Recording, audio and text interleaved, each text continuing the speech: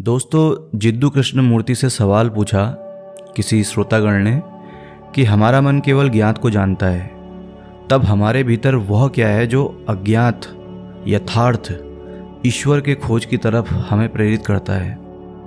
जिद्दू कहते हैं, क्या सच में तुम अज्ञात को पाना चाहते हो? यदि आप अज्ञात को जानते ही नहीं तो कैसे उसे पा सकोगे? क्या ये प्रेरणा अज्ञात के लिए है या फिर ज्ञात के लिए ही चाह का विस्तार है?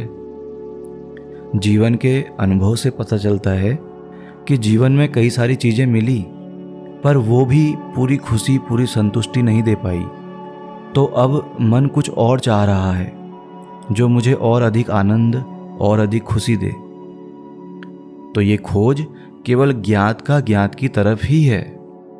जिस अज्ञात को जानते नहीं तो खोज कैसे सकते हैं, और यदि खोजने जाते हैं तो वो ज्ञात का ही विस्तार होगा। अतः आवश्यकता ज्ञात को समझने की है, जो ये मन है, और मन ज्ञात की तरफ भी अग्रसर न हो। इसके लिए मन के प्रक्रिया की प्रणाली को, इसके काम करने के ढंग को, इसके तौर तरीके, क्रियाकलाप और इसके प्रयोजनों, इसकी मांगों को पूरी तरह से समझना जरूरी है। ये इतना आसान नहीं है कि एक वीडियो देख के या फिर एक किताब पढ़ के समझ में आ जाए। इसके लिए निरंतर निरीक्षण और विचार के गतिविधियों के प्रति जागरूकता जरूरी है। न केवल तब जब आप जगे हुए हों, बल्कि तब भी जब आप सोए हुए हों। यह सोचना भी एक भ्रम है कि हम ईश्वर को खोज रहे हैं। हम ऐसा कुछ भी नहीं कर रहे। जब अंधेरा नहीं होगा तब उजाला होगा, और हमें ज़रूरत है उन रुकावटों को हटाने की जिनके वजह से अंधेरा बना हुआ है।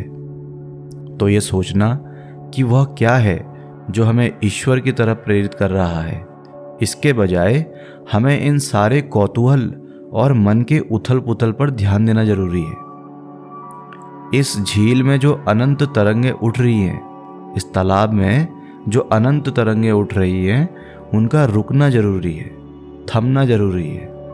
दोस्तों, आप अज्ञात अतिथि को निमंत्रण नहीं दे सकते। आप उसी को दे सकते हैं जिसे आप जानते हो। तो बेहतर है आप मन को समझने का प्रयास करें, और जो रुकावटें और बाधाएं आपको अंधेरे में जकड़े हुए हैं, उन्हें समझते हुए दूर करने का प्रयास करें।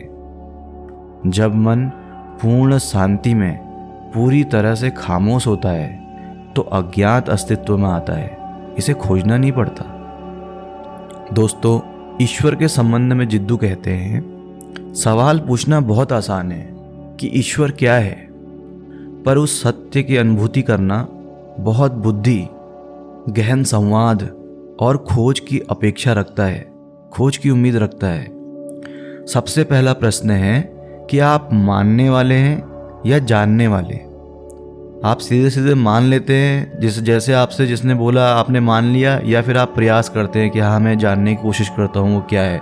इसका मतलब ये नहीं कि आप किसी के लिए गलत करें।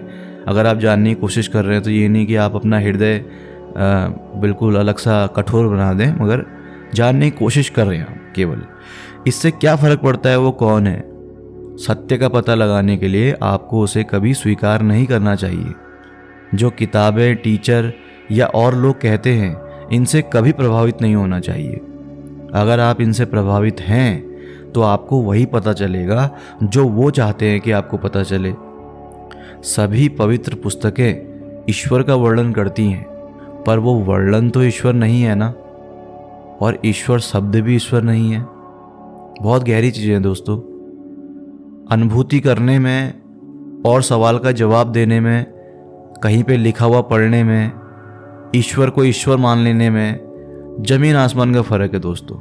आधे से ज़्यादा लोग कहो या फिर आप 99.9% लोग कहो, मैक्सिमम लोग इस संबंध में शायद मानने वाले ही होंगे, मगर जानने की कोशिश जो करता है तो उसके साथ बहुत पहले से अन्याय करते आए हैं लोग, उस पर तरह तरह की बातें कहते हुए आए हैं। पर आज का समाज जो है वो थोड़ा सा कोशिश करता है। तो ये मैंने एडिशनल बोल रहा हूँ अपनी तरफ से।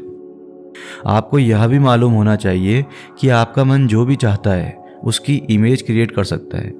यह किसी ईश्वर को भी दिखा सकता है, उसे किसी भी कलर का बना सकता है।